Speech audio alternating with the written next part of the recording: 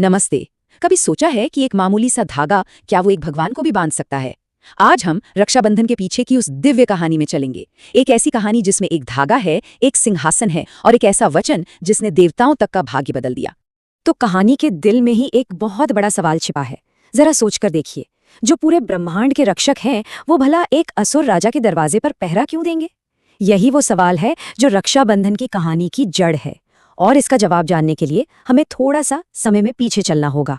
तो कहानी की शुरुआत पृथ्वी पर नहीं बल्कि वैकुंठ से होती है। वहां महीनों से अजीब सा सन्नाटा पसरा हुआ था। ब्रह्मांड के स्वामी भगवान विष्णु अपने सिंहासन पर नहीं थे, वो गायब थे। और देवी लक्ष्मी का मन इसी सवाल से परेशान था कि आखिर उनके पति हैं कहाँ। और तभी अपनी वीणा के धुन के साथ वहां आते हैं देवर्षि नारद। उन्होंने ही इस रहस्य से पर्दा उठाया। उन्होंने बताया कि भगवान विष्णु वैकुंठ में नहीं बल्कि पाताल लोक में है, एक वचन में बंधे हुए और असुर राजा बलि के द्वारपाल बने हुए हैं। तो अब हमारे सामने दो किरदार हैं और क्या कमाल की सिचुएशन है। एक तरफ है राजा बलि, शक्तिशाली, महत्वाकांक्षी और हाँ, विष्णु का बहुत बड़ा भक्त, और दूसरी तरफ खुद भगवान विष्णु जो अपने ही भक्त के दरवाजे पर पहरेदार बनने पर मजबूर हैं। मतलब सोचिए तो सही, यही वो उलझन है जो इस कहानी को इतना दिलचस्प बनाती है। अब ये समझने के लिए कि भाई ब्रह्मांड के स्वामी इस हाल में पहुंचे कैसे, हमें राजा बलि की कहानी और उसकी सबसे बड़ी महत्वाकांक्षा को जानना होगा। देखिए, राजा बलि का जो किरदार है वो बहुत ही दिलचस्प है। वो कोई और नहीं, महान भक्त प्रहलाद के पोते थे।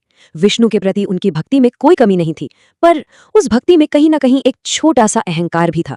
उन्हें लगता था कि उनका दान, उनका वचन उन्हें देवताओं से भी ऊपर रखता है।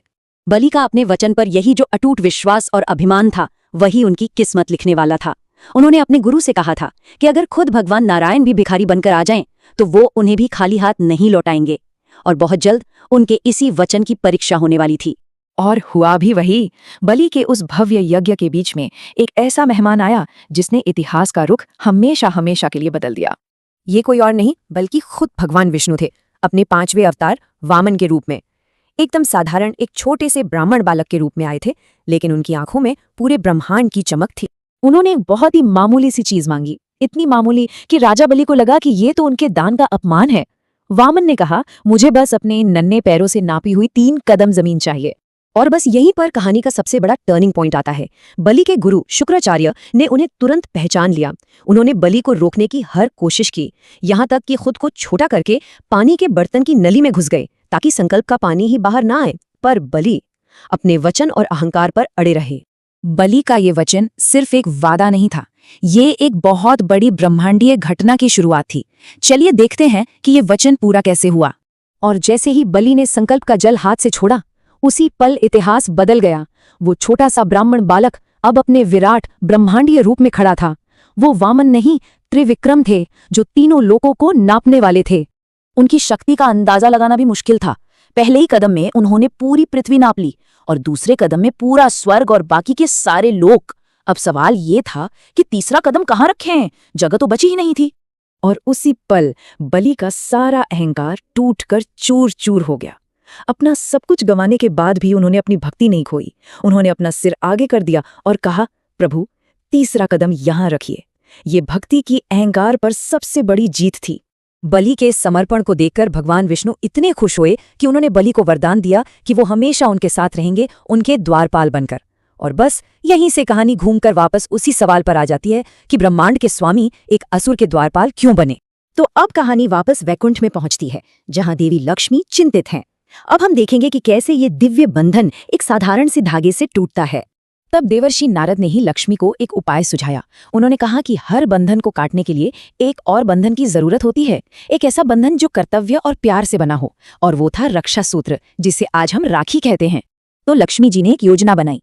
वो एक देवी बनकर नहीं बल्कि एक साधारण दुखी बहन बनकर राजा बलि के पास गईं। बलि ने उन्हें अपनी बहन मान लिया, और जब राखी बांधने के बाद बलि ने पूछा कि उन्हें उपहार में क्या चाहिए, तो लक्ष्मी जी ने अपने पति को वापस मांग लिया। अब बलि के सामने एक मुश्किल सवाल था, भक्त का समर्पण चुने या एक भाई का वचन निभाएं। और उन्होंने भाई का वचन चुना। उन्होंने कहा, एक राजा हार सकता है पर एक भाई नहीं। ये दिखाता है कि एक राखी के धागे में और एक भाई के वचन में कितनी शक्ति होती है। और श्रावण महीने का वही पूर्णिमा का दिन इतिहास में पहले रक्षाबंधन के तौर पर जाना गया। एक ऐसा दिन जो भाई बहन के प्यार और एक ऐसे वचन का प्रतीक बन गया जो देवताओं को भी आजाद करा सकता है।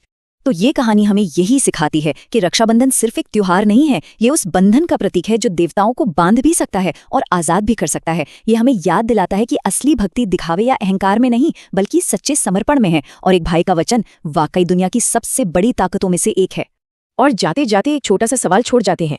जब शुक्राचार्य ने बलि का संकल्प रोकने की कोशिश की थी, तब वामन ने उन्हें उस बर्तन की नली से हटाने के लिए किस चीज का इस्तेमाल किया था, जिससे शुक्राचार्य की एक आंख चली गई थी? इसका जवाब नीचे कमेंट्स में जरूर बताइएगा।